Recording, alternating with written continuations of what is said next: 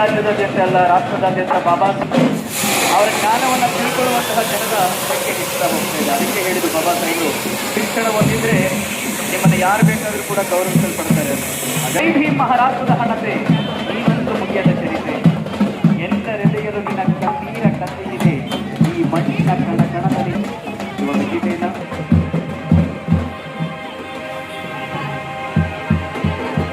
ಜೈ ಭೀಮ್ ಮಣ್ಣಿನ ಕಣದಲು ನೀ ಬರದಲಿಸಿ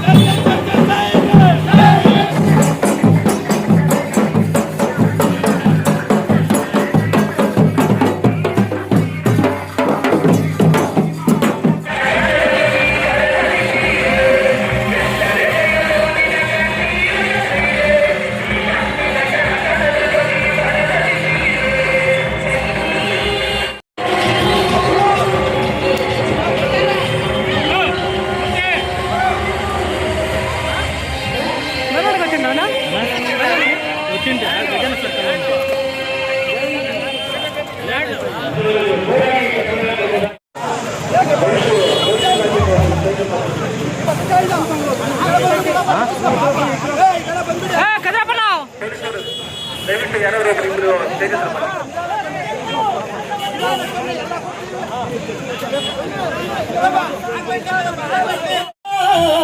ಸಮರ ಸಿಂಹಗಳೇ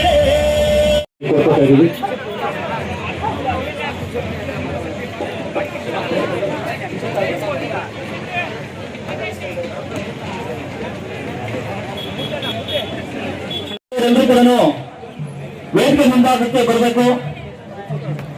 ಎಲ್ಲ ಚೇರ್ಗಳು ಆಸನಗಳು. ಹಲೋ, ಅಲ್ಲಿ ಹೊರಗಡೆ ಇರೋರು ದಯವಿಟ್ಟು ಎಲ್ಲರೂ ವೇದಿಕೆ ಮುಂಭಾಗ ಬನ್ನಿ. ದಯವಿಟ್ಟು ಎಲ್ಲ ಬಂದ್ಬಿಡಿ. ಹಲೋ, ಅಲ್ಲಿ ಟಮಟೆ ನಿಲ್ಸ್ಬೇಕು. ಫಸ್ಟ್ ಟಮಟೆ ಹುಡುಗರು ಟಮಟೆ ನಿಲ್ಸಿ ವೇದಿಕೆ ಬರ್ಬೇಕು. ದಯವಿಟ್ಟು ಅಲ್ಲಿ ಹೋಗಿ ಹಲಗೆಗಳನ್ನ ನಿಲ್ಲಿಸ್ಬಿಟ್ಟು ಕರೆದುಬಿಡಿ.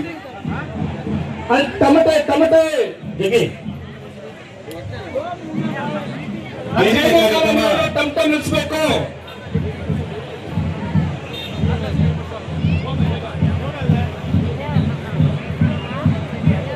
ಅಪ್ಪ ಪಲಕಲು ಕೊಟ್ಟೆ ನಿಲ್ತಾರಲ್ಲ, ಅಲ್ಲ ಪಲಕಲು ಅಲ್ಲಿ ನಿಂತಿರೋರು, ಅಲ್ಲಿ ಹಿಂದೆ ನಿಂತಿರೋ, ಆ ರೋಡಲ್ಲಿ ನಿಂತು ನೀರು ಕುಡಿತಾ ಇರೋರು, ಆ ರೋಡಲ್ಲಿ ನಿಂತ್ಕೊಂಡು ತಿಂತಾ ಇರೋರು, ಅಲ್ಲಿ ರೋಡಲ್ಲಿ ನಿಂತ್ಕೊಂಡು ರೆಸ್ಟ್ ತಗೊಳ್ತಾ ಇರೋರು ವೇದಿಕೆ ಬರ್ಬೇಕು ಬೇಗ. ಪಲಕಲು ನೆನಪಲ್ಲ.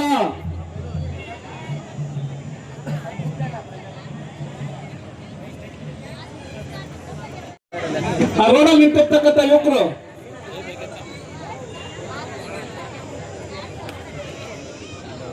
ಬೇಗವೇ ಆಸನಗಳು ಬಂದು ಆಸೀನರಾಗಬೇಕು. ಭಾರತ ಭಾಗ್ಯ ವಿಧಾತ ಜಯ ಹೇ ಸಂವಿಧಾನ ಪಿತಾ ಭಾರತ ನೀ ಆಶಿಸುತ್ತ ಬಯಸಿದೆ ಎಲ್ಲ ಜನಹಿತ ಭಾರತ ನೀ ಆಶಿಸುತ್ತ ಆಶಿಸಿದ ಬಯಸಿದ ಎಲ್ಲ ಜನರಿದ ಜಯ ಹೇ ಜಯ ಹೇ ಜಯ ಜಯ ಜಯ ಜಯ ಹೇ ಜಯ ಹೇ ಜಯ ಹೇ ಅಂಬೇಡ್ಕರ ಜಯ ಹೇ ಅಂಬೇಡ್ಕರ ಜಯ ಹೇ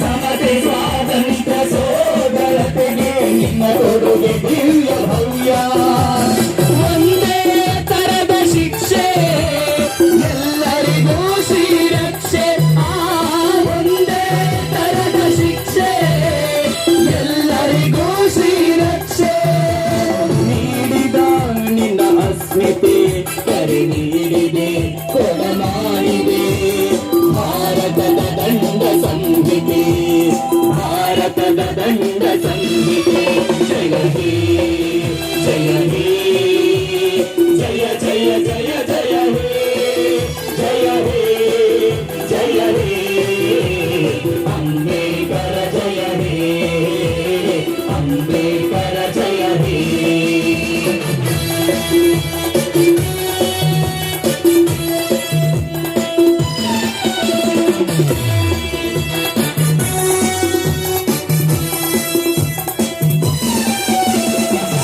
ಶತಮಾನದ ಸಂಕೋಲೆಯನ್ನು ಕಳಚಿದ ಬಲ ಭೀಮ ಯುಗ ಯುಗಾಂತರದ ನವ ಭೀಮ ಯುಗಕ್ಕೆ ನಿಜ ಸ್ಫೂರ್ತಿ ನಿನ್ನ ನಾಮ ಶತಮಾನದ ಸಂಕೋಲೆಯನ್ನು ಕಳಚಿದ ಬಲ ಭೀಮ ಯುಗ ಯುಗಾಂತರದ ನವ ಭೀಮ ಯುಗಕ್ಕೆ ನಿಜ ಸ್ಫೂರ್ತಿ ನಿನ್ನ ನಾಮ ಮಾನವೀಯತೆಯ ಮಹಾವಿಮಾಲಯ ನಿನ್ನೊಡಲಾಜನ ಪ್ರೀತಿ ಅಸಮಾನತೆಯನ್ನು ಅಳಿಸಿ ಹಾಕುತ್ತಿದೆ ನೀ ಕೊಟ್ಟ ಮೀಸಲಾತಿ ಎಲ್ಲ ಜನರು ಒಂದೇ ನೀವೇ ಭಾರತಕ್ಕೆ ತಂದೆ ಎಲ್ಲ ಜನರು ಒಂದೇ ನೀವೇ ಭಾರತಕ್ಕೆ ತಂದೆ ನೀವೇ ಸರ್ವ ಜನ ನಾಯಕ ನಿಮಗೆ ನೀವೇ ಸಮಬೋಧಿದುತ್ತಮ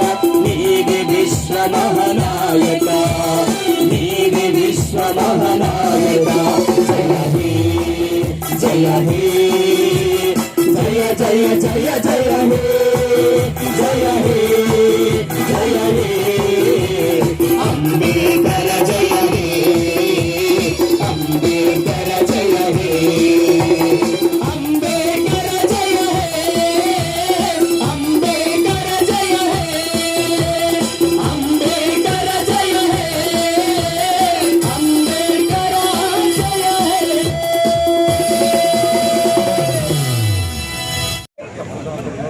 ಹಚ್ಚುವೆ ಕನ್ನಡ ದೀಪ ಹಾಕಿ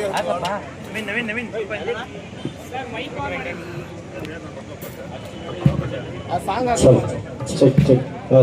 ಹಚ್ಚೇದು ಕನ್ನಡ ಕೂಡ ಆಚರಣೆ ಮಾಡೋದಕ್ಕೆ ರ್ಯಾಲಿಯನ್ನ ಮಾಡಿ ಬಹಳ ಸಂತೋಷದಿಂದ ಚಿಂತಾಮಣಿ ನಗರದ ರಸ್ತೆಗಳಲ್ಲಿ ಡಾಕ್ಟರ್ ಅಂಬೇಡ್ಕರ್ ಅವರ ಜಯಂತ್ಯೋತ್ಸವ ಆಚರಣೆ ಮಾಡ್ತಿದ್ದೀವಿ. ಅಂಬೇಡ್ಕರ್ ಅವರು ಯಾರು ಅಂತ ತಿಳ್ಕೊಳ್ಳೋದಕ್ಕೆ ನೀವೆಲ್ಲರೂ ಕಾರಣೀಭೂತರಾಗಿ 3 ಗಂಟೆ ಆದರೂ ಕೂಡ ಬಿಸಿಲಿನ ಬೇಗನೆಯಲ್ಲಿ ನೀವೆಲ್ಲ ಸಾವಧಾನವಾಗಿ ಕೂತ್ಕೊಂಡು ನಮ್ಮ ಭಾಷಣಗಳನ್ನು ಕೇಳಕ್ಕೆ ಬಂದಿರತಕ್ಕಂಥ ನನ್ನ ಸಹೋದರಿಯರೇ, ಸಹೋದರರೇ, ಯುವಕರೇ, ಚಿತ್ರ ಮಾಧ್ಯಮದ ಸುದ್ದಿ ಮಾಧ್ಯಮದ ಸ್ನೇಹಿತರೆ, ನಾನು ಪ್ರಥಮವಾಗಿ ಯಾಕೆ ಮಾತಾಡ್ತಿದ್ದೀನಿ ಅಂತ ಹೇಳಿದ್ರೆ 4:30 ಗಂಟೆಗೆ ನನಗೆ ವಿಮಾನ ರಾಂಚಿಗೆ ಹೋಗ್ಬೇಕಾಗಿದೆ. ಅಲ್ಲಿ ಆಲ್ ಇಂಡಿಯಾ ಕಾನ್ಫರೆನ್ಸ್ ಇದೆ. ಮೊನ್ನೆ ರಾತ್ರಿ ನವೀನಿಗೆ ಹೇಳಿದೆ ಸಮಾರಂಭದಲ್ಲಿ ಭಾಗವಹಿಸೋದಕ್ಕಾಗಲ್ಲ, 2:45ಗೆ ನನಗೆ ಫ್ಲೈಟ್ ಇದೆ ಅಂತ. ಆ ಫ್ಲೈಟ್ ಕ್ಯಾನ್ಸಲ್ ಆಯಿತು.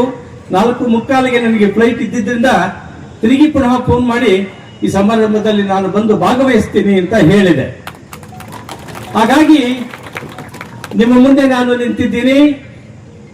ನಾನು ಮಾಜಿ ಮುಖ್ಯಮಂತ್ರಿ ಅಲ್ಲ, ಸರ್ವೋಚ್ಚ ನ್ಯಾಯಾಲಯದ ನಿವೃತ್ತ ನ್ಯಾಯಮೂರ್ತಿಯಾಗಿ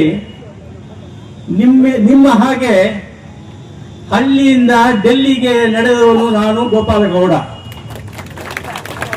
ನಾನು ಹಳ್ಳಿ, ನಮ್ಮ ತಂದೆ ಒಬ್ಬ ಕೃಷಿಕ. ದೀನ ದಲಿತರ ಬಗ್ಗೆ, ಹಿಂದುಳಿದವರ ಬಗ್ಗೆ, ಅಲ್ಪಸಂಖ್ಯಾತರ ಬಗ್ಗೆ, ಕಾರ್ಮಿಕ ವರ್ಗದ ಬಗ್ಗೆ ಅತಿ ಹೆಚ್ಚು ಚಿಕ್ಕ ವಯಸ್ಸಿನಿಂದ ಪ್ರೀತಿ, ವಿಶ್ವಾಸ, ವಾತ್ಸಲ್ಯವನ್ನ ಬೆಳೆಸಿಕೊಂಡಿರ್ತಕ್ಕಂತಹ ನಿವೃತ್ತ ನ್ಯಾಯಮೂರ್ತಿ ಗೋಪಾಲಗೌಡ. ನಿಮ್ಮ ಕಷ್ಟ ಬಾಧಕಗಳಲ್ಲಿ ನಾನು ಒಬ್ಬ. ನಿಮ್ಮ ಕಷ್ಟಗಳ ಏನು ಅಂತ ನಿಮಗೆ ಅರಿವು ಇಲ್ಲದೆ ಇರ್ಬೋದು, ನನಗೆ ಚೆನ್ನಾಗಿ ಅರಿವಿದೆ. ಗ್ರಾಮೀಣ ಪ್ರದೇಶದ ಬದುಕು, ವಿಶೇಷವಾಗಿ ದೀನದಲಿತರು ಮತ್ತು ಅಲ್ಪಸಂಖ್ಯಾತರ ಬದುಕು ಹೇಳುವುದಕ್ಕೆ ಸಾಧ್ಯವೇ ಇಲ್ಲ. 79 ವರ್ಷ ಸ್ವಾತಂತ್ರ್ಯದಲ್ಲಿ ಕಚೇರಿಗಳಲ್ಲಿ ಇತ್ತೀಚೆಗೆ ಡಾಕ್ಟರ್ ಅಂಬೇಡ್ಕರ್ ಅವರ ಫೋಟೋವನ್ನು ಹಾಕ್ತಾ ಇದ್ದಾರೆ. ಇದನ್ನು ವಿರೋಧಿಸತಕ್ಕಂತಹ ಜನ ಬಹಳಷ್ಟು ಜನ ಇದ್ದಾರೆ.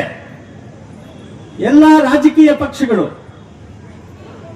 ಇನ್ನು ನ್ಯಾಯಾಲಯದಲ್ಲಿ ಡಾಕ್ಟರ್ ಅಂಬೇಡ್ಕರ್ ಅವರ ಫೋಟೋವನ್ನು ಇನ್ನು ಹಾಕಕ್ಕೆ ಮೀನಾಮೇಷ ಮಾಡ್ತಾ ಇದ್ದಾರೆ. ಯಾರಿಗೆ ಗೌರವ ಸಲ್ಲಿಸಬೇಕಾಗಿತ್ತೋ, ಯಾರಿಗೆ ಸ್ಥಾನಮಾನ ಕೊಡಬೇಕಾಗಿತ್ತೋ, ಯಾರು ಈ ದೇಶದ ಬಗ್ಗೆ ಕಾಳಜಿ ಬದ್ಧತೆ ಇತ್ತೋ, ಯಾರು ಸಮಾಜದ ಏಳಿಗೆಗೆ, ವಿಶೇಷವಾಗಿ ಅಲ್ಪಸಂಖ್ಯಾತರು, ದೀನದಲಿತರು, ಹಿಂದುಳಿದ ಜನ ಏಳಿಗೆ, ಪ್ರಗತಿ ಬಹಳ ಮುಖ್ಯ ಅಂತ ಹೇಳಿ ದುಡಿದಿದ್ದರೋ ಅವರನ್ನು ಇತ್ತೀಚಿನ ದಿವಸಗಳಲ್ಲಿ ನೆನೆಸಿಕೊಳ್ತಾ ಇದ್ದಾರೆ ಎಲ್ಲಾ ರಾಜಕೀಯ ಪಕ್ಷಗಳು. ಹುಷಾರಾಗಿರ್ಬೇಕು ನೀವು.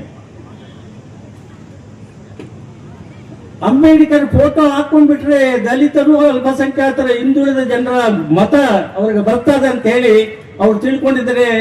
ಬಹಳ ತಪ್ಪು ಅಂತ ಹೇಳಿ ನಾನು ಈ ಸಂದರ್ಭದಲ್ಲಿ ಹೇಳ್ತಿದ್ದೇನೆ. ಒಂದು ರಾಜಕೀಯ ಪಕ್ಷದಲ್ಲಿ ಇರ್ತಕ್ಕಂಥ ಪ್ರತಿನಿಧಿ ಮತ್ತು ಮಂತ್ರಿಗಳು ಕಳೆದ ವರ್ಷದಲ್ಲಿ ಅಂಬೇಡ್ಕರ್ ಅವರ ವಿಗ್ರಹವನ್ನ ಯಾವ ರೀತಿ ಸರ್ಕಾರದ ಮಿಷನರಿಯನ್ನು ಉಪಯೋಗಿಸಿ ನಾಶ ಮಾಡಿದ್ರು ಅಂತಕ್ಕಂಥದ್ದು ನಿಮ್ಮೆಲ್ಲರಿಗೂ ನೆನಪಿರಬೇಕು ಅಂತ ಹೇಳಿ ಈ ಸಂದರ್ಭದಲ್ಲಿ ಹೇಳ್ತಿದ್ದೇನೆ. ಅಂಬೇಡ್ಕರ್ ಅಂದ್ರೆ ಯಾರು? ಅಂಬೇಡ್ಕರ್ ಅವರ ಸ್ವಾತಂತ್ರ್ಯದ ಕೊಡುಗೆ ಏನು? ಅಂಬೇಡ್ಕರ್ ಅವರು ಜಗತ್ತಿಗೆ ಖ್ಯಾತಿಯನ್ನ, ಹೆಸರುವಾಸಿ ಪಡೆದಿರ್ತಕ್ಕಂಥ ಒಬ್ಬ ಧೀಮಂತ ಮಾನವ ತಜ್ಞ, ಮಾನವ ವಿಜ್ಞಾನಿ. ದೀನದಲಿತರ ಬಗ್ಗೆ, ಅಲ್ಪಸಂಖ್ಯಾತರ ಬಗ್ಗೆ, ಹಿಂದುಳಿದ ಜನರ ಬಗ್ಗೆ, ಸಂವಿಧಾನದ ಶಿಲ್ಪಿ, the architect of the constitution. ಆ ಸಂವಿಧಾನದ ಅಡಿಯಲ್ಲಿ ನಿಮ್ಮೆಲ್ಲರಿಗೂ ಕೂಡ ಮತವನ್ನು ನೀಡಿರ್ತಕ್ಕಂತಹ ಮಹಾನ್ ವ್ಯಕ್ತಿ, ಪುರುಷ ಡಾಕ್ಟರ್ ಅಂಬೇಡ್ಕರ್. ಅಂಬೇಡ್ಕರ್ ಅವರ ಕೊಡುಗೆ ಸಂವಿಧಾನ ರಚನೆಯಲ್ಲಿ ರಚನಾ ಸಮಿತಿಯ ಅಧ್ಯಕ್ಷರಾಗಿದ್ದರು. ಅವರು ಕಾನ್ಸ್ಟಿಟ್ಯೂಯೆಂಟ್ ಅಸೆಂಬ್ಲಿ ಭಾಷಣಗಳನ್ನ ನಿಮ್ಮ ಮಕ್ಕಳು ಓದಬೇಕು ಅಂತ ಹೇಳಬೇಕಾಗಿದೆ. ಸ್ವಲ್ಪ ಪರವಾಗಿಲ್ಲ. 79 ವರ್ಷಗಳ ಹಿಂದೆ ಯಾವ ರೀತಿ ಇದೆಯೋ ಅದೇ ರೀತಿ ಹೆಚ್ಚಿಗೆ ನಿಮಗೆ ಉದ್ಯೋಗ ಸಿಗಲಿಲ್ಲ. ನಿಮ್ಮ ಮಕ್ಕಳು ನಿಮ್ಮ ಜನಸಂಖ್ಯೆಗೆ ಅನುಸಾರವಾಗಿ ಡಾಕ್ಟರ್ಸ್ ಆಗಲಿಲ್ಲ, ವಕೀಲರಾಗಲಿಲ್ಲ, ನ್ಯಾಯಾಧೀಶ ಆಗಲಿಲ್ಲ, ವಿಜ್ಞಾನಿಗಳಾಗಲಿಲ್ಲ, ಸಮಾಜದ ಸೇವೆ ಮಾಡೋದಕ್ಕೆ ಅವಕಾಶ ಇಲ್ಲ. ನಿಮ್ಮನ್ನ ಪ್ರತಿನಿಧಿಸ್ತಕ್ಕಂಥ ರಿಸರ್ವೇಶನ್ ಕ್ಯಾಟಗರಿಯಲ್ಲಿ ಇರ್ತಕ್ಕಂಥ ಸಂಸತ್ ಸದಸ್ಯರು, ವಿಧಾನಸಭೆಯ ಸದಸ್ಯರು, ಸ್ಥಳೀಯ ಸಂಸ್ಥೆಗಳ ಪ್ರತಿನಿಧಿಗಳು, ಭಾರತ ದೇಶದ ಸರ್ಕಾರದ ಮಂತ್ರಿಗಳು, ರಾಜ್ಯ ಸರ್ಕಾರದ ಮಂತ್ರಿಗಳು, ಸ್ಥಳೀಯ ಸಂಸ್ಥೆಗಳ ಅಧ್ಯಕ್ಷರು, ಅಧ್ಯಕ್ಷಿಣಿಯರು ಇದ್ದಾರೆ. ನಿಮ್ಮ ಬಗ್ಗೆ ಕಾಳಜಿ ಇದೆಯಾ? ಅಂಬೇಡ್ಕರ್ ಅವರು ಹೇಳಿರ್ತಕ್ಕಂಥ ತತ್ವ ತಾತ್ಪರ್ಯವನ್ನು ಅನುಷ್ಠಾನಕ್ಕೆ ತರುವುದಕ್ಕೆ ಪ್ರಾಮಾಣಿಕವಾಗಿರ್ತಕ್ಕಂತಹ ಪ್ರಯತ್ನಗಳು 79 ವರ್ಷದಲ್ಲಿ ಇವರು ಮಾಡ್ತಾ ಬಂದಿದ್ದಾರೆಯೇ ಅನ್ನುವ ಪ್ರಶ್ನೆ ನಮ್ಮೆಲ್ಲರನ್ನು ಕೂಡ ಕಾಡ್ತಾ ಇದೆ. ಆದ್ರಿಂದ ನಾವು ಅಂಬೇಡ್ಕರ್ ಅವರ ಜಯಂತ್ಯೋತ್ಸವವನ್ನು ಮಾಡುವಾಗ ನಮ್ಮ ಬದುಕು, ನಿಮ್ಮ ಪಾತ್ರ, ನಿಮ್ಮ ಇರ್ತಕ್ಕಂಥ ಹಕ್ಕು ಬಾಧ್ಯತೆಗಳು, ಅದನ್ನ ಸತತವಾಗಿ ಬಂದಿರತಕ್ಕಂತಹ ಭಾರತ ಸರ್ಕಾರದ ಎಲ್ಲ ರಾಜಕೀಯ ಪಕ್ಷಗಳು ಮತ್ತು ರಾಜ್ಯ ಸರ್ಕಾರಗಳು ವಿಫಲವಾಗಿವೆ. ಅಂಬೇಡ್ಕರ್ ಅವರು ಹೇಳಿದ್ದೇನು? ಅಂಬೇಡ್ಕರ್ ಅವರು ಯಾವ ರೀತಿ ನರಳಾಡಿದರು ಅಂತ ಅವರ ಚರಿತ್ರೆಯನ್ನು, ಜೀವನ ಚರಿತ್ರೆಯನ್ನು ಓದಬೇಕಾಗಿದೆ. ನಿಮಗೆ ಓದುವುದಕ್ಕೆ ಆಗಲಿಲ್ಲ ಅಂದ್ರೆ ನಿಮ್ಮ ಮಕ್ಕಳ ಹತ್ರ ಅಥವಾ ದಲಿತ ಸಂಘರ್ಷ ಸಮಿತಿಗಳು ಪ್ರತಿಯೊಂದು ಗ್ರಾಮ ಪಂಚಾಯಿತಿಯಲ್ಲಿ ಇವತ್ತಿನ ದಿವಸ ಅಂಬೇಡ್ಕರ್ ಅವರು ಯಾರು, ಎಲ್ಲಿಂದ ಬಂದರು, ಹೇಗೆ ಅವರು ಸ್ವತಂತ್ರ ಸಂಗ್ರಾಮದಲ್ಲಿ ಭಾಗವಹಿಸಿದರು, ಸಂವಿಧಾನ ರಚನಾ ಸಮಿತಿಯಲ್ಲಿ ಅವರ ಪಾತ್ರವೇನು, ಅವರ ಕೊಡುಗೆ ಏನು, ಸ್ವತಂತ್ರ ಭಾರತ ದೇಶದಲ್ಲಿ ದೀನದಲಿತರಿಗೆ ಕೊಟ್ಟಿರ್ತಕ್ಕಂತಹ ಹಕ್ಕುಗಳನ್ನ ಅನುಷ್ಠಾನದಲ್ಲಿ ತರುವುದರಲ್ಲಿ ಭಾರತ ಸರ್ಕಾರ, ರಾಜ್ಯ ಸರ್ಕಾರಗಳು ಸಫಲವಾಗಿವೆ ಅನ್ನುವುದನ್ನ ನೀವು ಅರ್ಥಕೋಬೇಕಾಗಿದೆ. ಇದು ಅರ್ಥಕೊಳ್ಳಿಲ್ಲ ಅಂದ್ರೆ ನಾವು ಜಯಂತ್ಯೋತ್ಸವ ಮಾಡಿ ಪ್ರಯೋಜನವಿಲ್ಲ. ನಾನು ಈ ಮಾತನ್ನ ಒಬ್ಬ ನಿವೃತ್ತ ನ್ಯಾಯಮೂರ್ತಿಯಾಗಿ ನಿಮ್ಮ ಮುಂದೆ ಸೂಕ್ಷ್ಮವಾಗಿ ಹೇಳ್ತಾ ಇದ್ದೀನಿ. ಇವತ್ತು ಭಾರತ ಸರ್ಕಾರ, ರಾಜ್ಯ ಸರ್ಕಾರ, ಸ್ಥಳೀಯ ಸಂಸ್ಥೆಗಳು, ಕಾರ್ಯಾಂಗದವರು, ರಾಜ್ಯಾಂಗದವರು, ಶಾಸಕಾಂಗದವರು ಪ್ರತಿ ಕ್ಷಣ, ಪ್ರತಿ ದಿವಸ ಅಂಬೇಡ್ಕರ್ ಅವರನ್ನ ಜಪಿಸಬೇಕಾಗಿರ್ತಕ್ಕಂಥದ್ದು ಅವಶ್ಯಕತೆ ಇದೆ ಅಂತ ನಾನು ಈ ಸಂದರ್ಭದಲ್ಲಿ ಹೇಳ್ತಿದ್ದೇನೆ. ಅಂಬೇಡ್ಕರ್ ಅವರು ಬರೆದಿರ್ತಕ್ಕಂತಹ ಸಂವಿಧಾನದಲ್ಲಿ 17ನೇ ಅನುಚ್ಛೇದ 3ನೇ ಭಾಗದಲ್ಲಿ ಅನ್ಟಚಬಿಲಿಟಿ, ನಿಮ್ಮನ್ನು ಟಚ್ ಮಾಡಬಾರ್ದು, ನಿಮ್ಮನ್ನು ಮುಟ್ಟಬಾರದು, ಮೇಲಿನ ಜಾತಿಯ ಜನರು, ಇದು ಈವಾಗಲೂ ಕೂಡ ಪ್ರಸ್ತುತ ಆಚರಣೆಯಲ್ಲಿದೆ. ಇದು ಬೇಕೆ? ಇದು ಅನ್ಟಚಬಿಲಿಟಿಯನ್ನು ಪ್ರಾಕ್ಟೀಸ್ ಮಾಡತಕ್ಕಂತಹ ಸಮಾಜದ ವ್ಯವಸ್ಥೆ ನಮಗೆ ಬೇಕೆ ಅನ್ನುವುದು ಮೂಲಭೂತವಾಗಿರ್ತಕ್ಕಂಥ ವಿಷಯವನ್ನು ನೀವು ಅರ್ಥಕೋಬೇಕಾಗಿದೆ. ದುಡಿಮೆ ಮಾಡ್ತಕ್ಕಂಥವರು ದೀನದಲಿತರು, ನೇಗಲು ಉಳ್ತಕ್ಕಂಥವ್ರು ದೀನದಲಿತರು, ಹಸುವನ್ನು ಮೇಯಿಸ್ತಕ್ಕಂಥವರು ದೀನದಲಿತರು, ಬೀದಿ ಗುಡಿಸೋರು ದೀನದಲಿತರು, ಮನೆಯಲ್ಲಿ ಕೆಲಸ ಮಾಡುವವರು ದೀನದಲಿತರು. ಅವರು ಬರೀ ಕೆಲಸ ಮಾಡಕ್ಕೆ ಇರ್ತಕ್ಕಂತಹ ಒಂದು ದೀನದಲಿತರ ಸಮುದಾಯನ ಅವರು ಜನರಲ್ಲವಾ? ಅವರು ಮನುಷ್ಯರಲ್ಲವಾ? ಅವರಿಗೆ ಹಕ್ಕುಗಳಿಲ್ಲವಾ? ಅದನ್ನ ಪಡೀಬೇಕಾದ್ರೆ ಅದನ್ನು ಕೊಡ್ತಕ್ಕಂಥ ಸರ್ಕಾರಗಳನ್ನು ರಚನೆ ಮಾಡ್ತಕ್ಕಂಥ ಪ್ರತಿನಿಧಿಗಳನ್ನು ಆರಿಸ್ತಕ್ಕಂಥದ್ದು ನಿಮ್ಮ ಜವಾಬ್ದಾರಿ ಅಂತ ಈ ಸಂದರ್ಭದಲ್ಲಿ ಹೇಳ್ತಿದ್ದೇನೆ. ಎಷ್ಟು ಜನ ವಿದ್ಯಾರ್ಥಿಗಳು SSLC ಇಂದ ಡಾಕ್ಟರ್ಗಳು, ಸೂಪರ್ ಸ್ಪೆಷಾಲಿಟಿ ಡಾಕ್ಟರ್ಗಳಾಗಿದ್ದಾರೆ ಹರಿಜನ ಸಮುದಾಯದಿಂದ. ಪ್ರಾವಿಷನ್ಸ್ ಇದೆ ಸಂವಿಧಾನದಲ್ಲಿ. 16(4)A ನಾಗರಾಜ್ ಕೇಸು ಸಂವಿಧಾನದ ಪೀಠ 2010ರಲ್ಲಿ ಸರಿಯಾಗಿರ್ತಕ್ಕಂಥ ರೆಪ್ರೆಸೆಂಟೇಷನ್ ದೀನದಲಿತರಿಗೆ ಇಲ್ಲ ಅಂದ್ರೆ ಪ್ರಮೋಷನಲ್ ಪೋಸ್ಟ್ ನಲ್ಲಿ ಕೂಡ ರಿಸರ್ವೇಶನ್ ಬೇಕು ಅಂತಕ್ಕಂಥದ್ದು ಸಂವಿಧಾನದ ತಿದ್ದುಪಡಿ. ಹೋದ ವರ್ಷ ಸಂವಿಧಾನದ ಪೀಠ ಸುಪ್ರೀಂ ಕೋರ್ಟ್ ನಲ್ಲಿ ಇಂಟರ್ನಲ್ ರಿಸರ್ವೇಶನ್ ಬೇಕು, ದೀನದಲಿತರಲ್ಲಿ 2-3-4 ಜನ ಪಂಗಡಗಳು, ಹೆಚ್ಚಿನ ಸಂಖ್ಯೆ ಇರ್ತಕ್ಕಂತಹ ಒಂದು ಸಮುದಾಯಕ್ಕೆ ಇಂಟರ್ನಲ್ ರಿಸರ್ವೇಶನ್. ಕರ್ನಾಟಕ ಸರ್ಕಾರ 1.5 ವರ್ಷ ಆದರೂ ಕೂಡ ಸುಪ್ರೀಂ ಕೋರ್ಟ್ ತೀರ್ಪಿನ ನಿರ್ದೇಶನವನ್ನ ಅನುಷ್ಠಾನಕ್ಕೆ ತರ್ತೇನೆ ಇದ್ದಾರೆ. ಇದು ಅನ್ಯಾಯ ಅಲ್ವಾ? ಇದು ಅಂಬೇಡ್ಕರ್ ಅವರ ತತ್ವ ಏನಾಗಿದೆ? ನಿಮಗೆ ನಮ್ಮ ಊರಿನಲ್ಲಿ ನಾನು ಸರ್ವೋಚ್ಚ ನ್ಯಾಯಾಲಯ ನ್ಯಾಯಮೂರ್ತಿಯಾಗಿ ನಿವೃತ್ತಿ ಆದಮೇಲೆ ಬೆಂಗಳೂರು ನಗರದಲ್ಲಿ ಸುಖವಾಗಿ ವಾಸ ಮಾಡುವನಲ್ಲ. ಪ್ರತಿ ಕ್ಷಣ ಪ್ರತಿ ದಿವಸ ದೇಶದ ಮತ್ತು ಅಂತಾರಾಷ್ಟ್ರೀಯ ಮಟ್ಟದಲ್ಲಿ ನನ್ನ ರಾಜ್ಯದ ನಮ್ಮ ಊರಿನ ಜನರ ಬಗ್ಗೆ ಆಲೋಚನೆ ಮಾಡ್ತಕ್ಕಂತಹ ಅವನು ನಾನು. ಗಿರಿಜನರಿಗೆ ಭೂಮಿ ಹಂಚಿಕೆ ಕಂದಾಯ ಅಧಿಕಾರಿಗಳು ಎಷ್ಟು ಜನಕ್ಕೆ ಕೊಟ್ಟಿದ್ದೀರಿ? ಎಷ್ಟು ಪಟ್ಟಾಗಳು ಕೊಟ್ಟಿದ್ದೀರಿ? ಅದು ಸೋರ್ಸ್ ಆಫ್ ಇನ್ಕಮ್, ಅದು ಭೂಮಿ ಅಂತಕ್ಕಂಥದ್ದು, ಕೃಷಿ ಮಾಡ್ತಕ್ಕಂಥದ್ದು ನಿಮ್ಮ ಹಕ್ಕು, ಆ ಜನ್ಮ ಹಕ್ಕು. ನಿಮ್ಗೆ ಯಾಕೆ ಕೊಡ್ಲಿಲ್ಲ? ರಿಸರ್ವೇಶನ್ ಇದೆ ಕಂದಾಯ ಕಾನೂನಿನ ನಿಯಮಗಳಲ್ಲಿ, ಅದ್ಯಾಕೆ ಅನುಷ್ಠಾನಕ್ಕೆ ತರ್ತಿಲ್ಲ? ಅನುಷ್ಠಾನಕ್ಕೆ ತನ್ನಿ ಅಂತೇಳಿ ನಿಮ್ ಪ್ರತಿನಿಧಿ ಅಲ್ಲಿ ತಹಶೀಲ್ದಾರು ಡೆಪ್ಯೂಟಿ ಕಮಿಷನರ್ಗೆ ಯಾಕೆ ಹೇಳ್ತಾ ಇಲ್ಲ? ಯಾಕೆ ಹೇಳ್ತಾ ಇಲ್ಲ? ನೀವು ಉದ್ಧಾರ ಆದರೆ ಇವರ ಬೇಳೆ ಬೇಯುವುದಿಲ್ಲ ಅಂತ ಅವ್ರಿಗೆ ಗೊತ್ತಿದೆ.